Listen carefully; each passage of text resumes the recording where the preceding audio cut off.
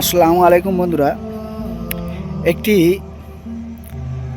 পাখি মৌমাছি প্রশ্ন করল, আচ্ছা মৌমাছি, এত কঠিন পরিশ্রম করেও তোমাদের মধু তৈরি করো, সেই মধুগুলো চুরি করে নেয়, তোমাদের কষ্ট হয় না? মৌমাছি উত্তরে বলিল যে না, আমাদের কষ্ট হয় না, কারণ মানুষ শুধু আমাদের মধুই চুরি করতে পারে, আমাদের কৌশল নয়। মানুষ শুধু আমাদের মধুটা চুরি করতে পারে, কিন্তু আমাদের কৌশল নয়, আমাদের ট্যালেন্টটা নয়।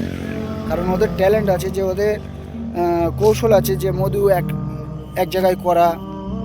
এই নয় যে আমার কাছ থেকে চুরি করে নিয়েছে বলে আমি মধু এক জায়গায় করা বা জমানো ছেড়ে দেবো। কৌশলটা ছাড়েনি, তারা ছাড়ে না কোনো দিন।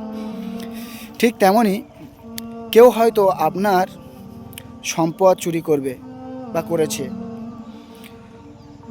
কিন্তু আপনার ভিতরে যে ট্যালেন্ট বা যে সত্যবাদীটা আছে সেটা কি কেউ চুরি করতে পারবে না। ভেতরে কিছু কেউ চুরি করতে পারবে না।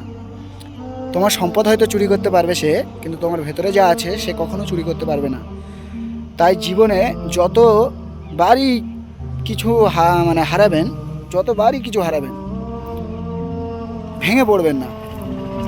কারণ একটা জিনিস ভাববে, যা কিছু হারাবেন, কারোর কাছ থেকে যদি কিছু হারিয়ে যায়, সেটা উপরওয়ালা চায় যে এই জিনিসটা এর কাছে রাখবে না, এটা হারিয়ে হয়তো এর থেকে দামি জিনিস দেবে ইনশাল্লাহ।